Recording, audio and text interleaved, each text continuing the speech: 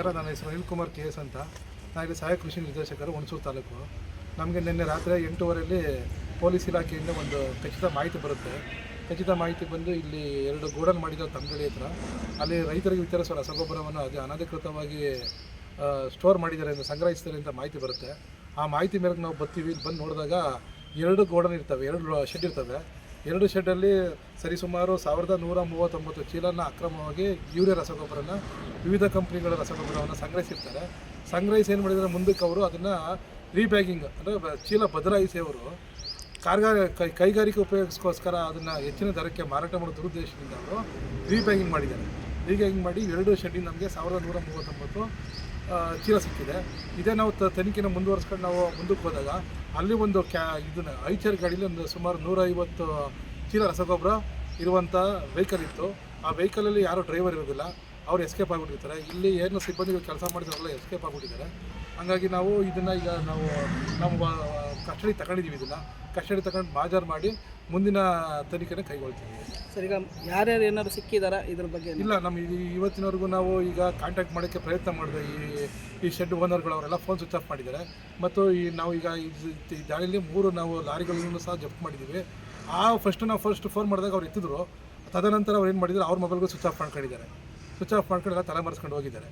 ಸದ್ಯಕ್ಕೆ ಇದು ನಮ್ಮಲ್ಲಿರುವಂಥ ಮಾಹಿತಿ. ಸರ್, ಈಗ ಕೇರಳ ಗಾಡಿ ಅಂತ ಹೇಳ್ತೀರಿ, ಕೇರಳ ಗಾಡಿ ಅಕಸ್ಮಾತ್ ಇಲ್ಲಿ ಹೇಗೆ ಬಂತು? ಅಕಸ್ಮಾತ್ ಇಲ್ಲಿಯವರು ಇನ್ವಾಲ್ವ್ ಆಗಿರ್ತಾರೆ ಅಂತ? ಇಲ್ಲ, ಇಲ್ಲಿ ಸದ್ಯಕ್ಕೆ ನಮ್ಗೆ ಇನ್ನೂ ಅದು ಏನು ಗೊತ್ತಾಗ್ತಾ ಇಲ್ಲ. ಈ ಕೇರಳ ಗಾಡಿಗಳು ಯಾಕಂದ್ರೆ ರಿಜಿಸ್ಟ್ರೇಷನ್ ನೋಡಿದಾಗ ನಾವು ಕೇರಳ ಗಾಡಿಗಳಿದೆ, ಮತ್ತು ಅವ್ರು ನಾವು ಗಾಡಿಗಳ ರಿಜಿಸ್ಟ್ರೇಷನ್ ನಂಬರ್ ನೋಡಿದಾಗೆಲ್ಲ ಓನರ್ಗಳೆಲ್ಲ ಕೇರಳದವ್ರು ಇದ್ದಾರೆ ಈ ಥರ. ಹಂಗಾಗಿ ನಾವು ಇದ್ರ ಮೇಲೆ ನಾವು ಊಹಿಸಿದ್ದೀವಿ ಅವರು ಕೇರಳದವ್ರು ಇರ್ಬೋದು ಅಂತ ಇದು ಮಾಡ್ತೀವಿ. ಮತ್ತೆ ವಿಚಾರ ಹೇಳಿದ್ರಿ KR ನಗರ ಸಂಬಂಧಪಟ್ಟಂಗೆ ಗಾಡಿಗಳು ಅದಕ್ಕೆ 1-2-3 ನಾವು ಇಲ್ಲಿ ನೋಡಿದಾಗ ಒಂದು 3-4 ಗಾಡಿಗಳು KR ನಗರ ಗಾಡಿಗಳು ಓನರ್ಗಳು ಅಗ್ರಹಾರದ ಮತ್ತು ಆ ಓನರ್ಗಳ ಗಾಡಿಗಳು. ಈಗ ಇದಕ್ಕಿಂತ ಮುಂಚೆ ನಮಗೊಂದು ಮಾಹಿತಿ ಸಿಕ್ತು.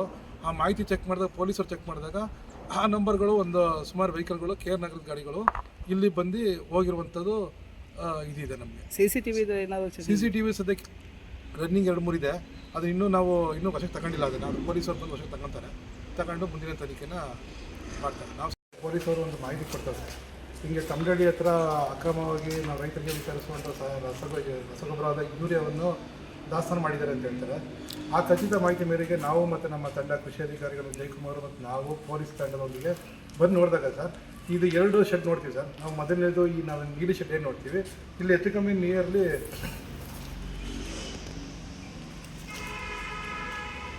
ಕೂಡ 641 ಬ್ಯಾಗು ಯೂರಿಯಾ ಇರ್ತದೆ ಸರ್. ಇದ್ರ ಏನು ಮಾಡ್ತಾಯಿದ್ರೆ 641 ಬ್ಯಾಗಲ್ಲಿ ಇಲ್ಲ ಮೇಲ್ಗಡೆ ಏನಿದೆ ದಾರಿಲಿ 187 ಇದೆ. 187 ಚೀಲ ಏನು ಮಾಡಿದ್ದಾರೆ ಅವರು ಇಂಡಸ್ಟ್ರಿ ಕೈಗಾರಿಕೆ ಉಪಯೋಗಿಸ್ಕೋಸ್ಕರ ರೀಬ್ಯಾಗಿಂಗ್ ಮಾಡ್ತಾಯಿದ್ದಾರೆ ಸರ್. ಬ್ಯಾಗ್ ಬದಲಾಯಿಸಿದ್ದಾರೆ. ಮತ್ತು ಅದು ಬಿಟ್ಟರೆ ಇನ್ನು ಬಾಕಿದಿಲ್ಲಿ ಇನ್ನು 327 ಚೀಲನ ಅದೇ ಉದ್ದೇಶಕ್ಕೋಸ್ಕರ ಇಲ್ಲಿ ಇಟ್ಕೊಂಡಿದ್ದಾರೆ. ಇದಲ್ದೇ ಮತ್ತು ಪಕ್ಕದ ಒಂದು ಗೋಡನ್ ಹೋಗ್ತೀವಿ, ಲೋಡ್ ಹೋಗ್ತೀವಿ, ಅದನ್ನು ಗೋಡನ್ ನೋಡ್ತೀವಿ. ಅಲ್ಲಿ 498 ಚೀಲಗಳಿದೆ. ಆ 498 ಚೀಲದಲ್ಲಿ 229 ಚೀಲ RCF ಬ್ಯಾಗ್ ಇದೆ. ಅದನ್ನು ಇನ್ನೂ ಚೇಂಜ್ ಮಾಡಿರಲ್ಲ. ಚೇಂಜ್ ಮಾಡಿ 290 ಚೀಲನ ಚೇಂಜ್ ಮಾಡಿ ಅದನ್ನು ಸಹ ಅನ್ಸ್ಟಿಚ್ ಮಾಡಿ ಇಟ್ಟಿದ್ದಾರೆ ಸರ್.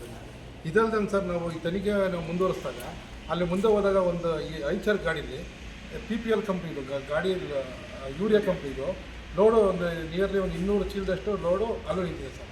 ಇದೆಲ್ಲ ನಾವು ಈ ದಾಳಿಯಲ್ಲಿ 3 ವೆಹಿಕಲ್ಗಳನ್ನ ಸೀಸ್ ಮಾಡಿದ್ವಿ.